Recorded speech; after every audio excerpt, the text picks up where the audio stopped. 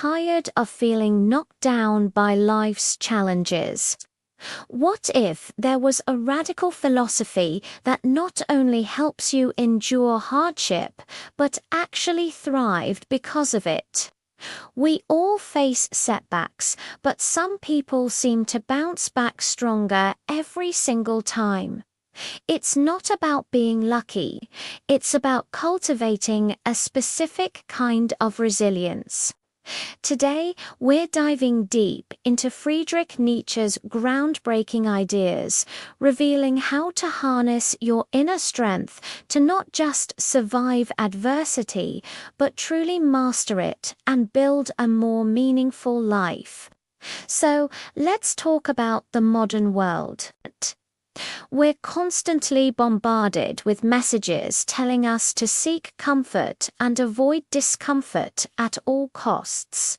Think about it.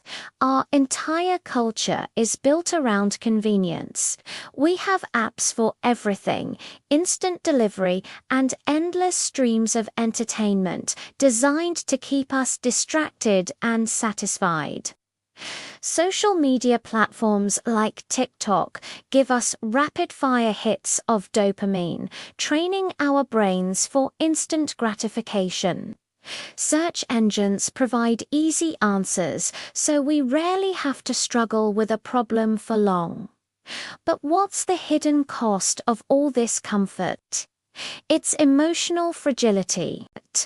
When we spend our lives wrapped in a protective bubble, we never develop the psychological muscles needed to handle real-world challenges. The moment things get toughened, they always do. We're not just unprepared, we crumble. This constant pursuit of an easy life actually sets us up for failure. It erodes our ability to put in sustained effort, to tolerate frustration, and to persevere when the going gets tough. We become like hothouse flowers, beautiful in a controlled environment, but unable to withstand the slightest storm. In reality, suffering and hardship are not bugs in the system. They are fundamental features of human existence. By trying to avoid them, we're not just avoiding pain, we're avoiding growth. This is where the philosopher Friedrich Nietzsche steps in with a radical, life-altering perspective. Now, when people hear the name Nietzsche, they often think of nihilism, darkness, and despair. But that's a massive misunderstanding.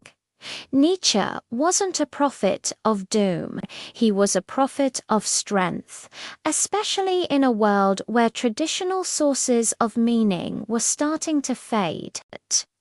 He saw the coming crisis of meaning and offered a powerful alternative, instead of looking for meaning outside of ourselves. We should create it through our own will and our own actions. At the heart of his philosophy is the concept of the will to power. This is another widely misunderstood idea. It's not about dominating other people or seeking political control. The will to power is an internal drive. It's the fundamental impulse within every living thing to expand, to grow, to overcome obstacles, and to become more than it currently is. It's the force that pushes a seed to break through the soil, and it's the same force that can push you to overcome your limitations. For Nietzsche, this means a constant process of self-overcoming. It's about challenging your current beliefs, pushing past your comfort zones, and continually striving to become a stronger, more refined version of yourself. So, how does suffering fit into this? For Nietzsche, suffering isn't something to be avoided. It's the very tool that makes self-overcoming possible.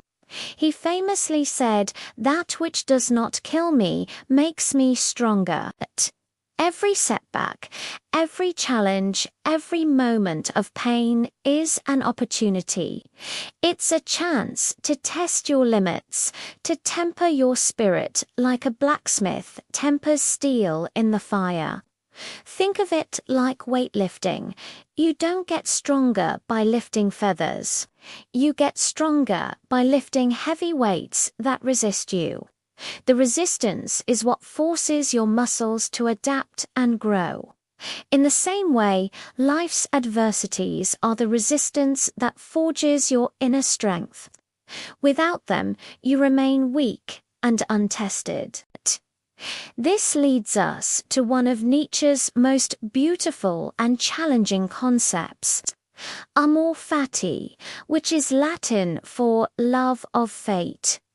This isn't about passive resignation, just sitting back and saying, "Oh well, I guess this is my life." No, amor fati is an active, joyous, and total embrace of everything that has happened, is happening, and will happen in your life, the good, the bad, and the ugly. It's about looking at your entire life, including your deepest pains, your biggest failures, and your most regrettable mistakes, and saying yes to all of it. Not just I accept it, but I love it. I wouldn't have it any other way. Why? Because every single one of those experiences, especially the difficult ones, was a necessary ingredient in forging the person you are today. If you remove even one of those painful moments, you change the entire recipe of your existence. You wouldn't have the wisdom you have now. You wouldn't have the resilience. You wouldn't be you. Amor fati transforms your perspective on setbacks. They are no longer unfortunate accidents or tragic events to be mourned. Instead, they become essential chapters in your personal epic. The scars you carry are not signs of damage. They are symbols of battles you have survived. Embracing amor fati leads to an incredible sense of inner peace. When you stop fighting against reality, when you stop wishing things were different, you liberate an enormous amount of mental and emotional energy. You are no longer a victim of circumstance because you choose to affirm your circumstances. This doesn't mean you don't strive to change your future. It means you fully accept and love the past and present that brought you to this point. It creates an unshakable inner core, a sense of wholeness that can't be disturbed by external events. It's the ultimate affirmation of life itself. Okay, this all sounds great in theory, but how do we actually practice this Nietzschean resilience in our daily lives? It starts with small, deliberate actions. Let's try a little challenge. Right now, I want you to identify one current adversity in your life. It could be a difficult project at work, a challenging relationship, or a personal habit you're struggling to change. Now, instead of seeing it as a source of stress, try to apply the will to power lens. Ask yourself, how can this challenge help me grow? What weakness is it exposing that I can now strengthen? What skills am I being forced to develop because of this? This simple shift in perspective can transform the problem from an obstacle into an opportunity for self-overcoming. Next, you can start building your resilience muscle through what I call micro-hardships. These are small, voluntary acts of discipline that build your tolerance for discomfort. This could be taking a cold shower in the morning. It's uncomfortable, but it teaches your mind and body that you can withstand discomfort. It could be sticking to a disciplined routine even when you don't feel like it. It could be practicing delayed gratification, waiting an hour before checking your phone, or finishing a difficult task before you allow yourself to relax. Each of these small wins builds your willpower. They prove to you, on a small scale, that you are in control, not your impulses. These small victories prepare you to tackle the much larger, involuntary challenges that life will inevitably throw your way. Another crucial practice is reframing failure. Our society teaches us to fear failure, to see it as a mark of shame. Nietzsche would say that's completely wrong. A misstep is not a personal shortcoming. It's a valuable data point.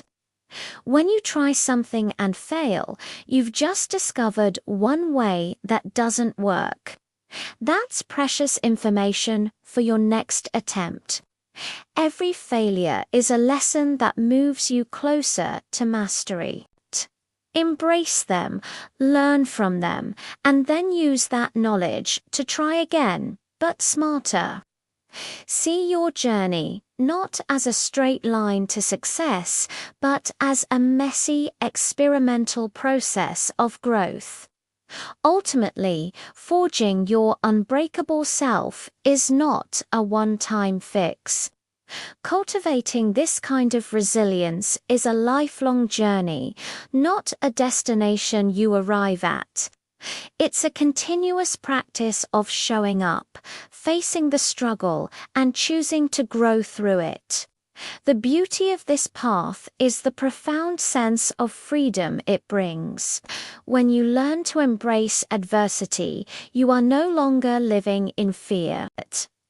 You're not afraid of failure, you're not afraid of discomfort, and you're not afraid of what life might throw at you. You are liberated from the tyranny of external circumstances because your strength and your sense of meaning come from within. You become the creator of your own values and the master of your own response to the world. So, the call to action is simple. Start today. Don't wait for a major crisis to begin building your resilience. Choose one small area of your life where you can apply Nietzsche's wisdom. Maybe it's that cold shower. Maybe it's tackling that one task you've been avoiding. Choose your struggle, embrace it, and begin forging your truly resilient, unbreakable self. Thanks so much for watching. If this video gave you a new perspective, hit that like button and subscribe for more deep dives into life-changing philosophy. Let me know in the comments which part of Nietzsche's philosophy resonates with you the most. See you in the next one.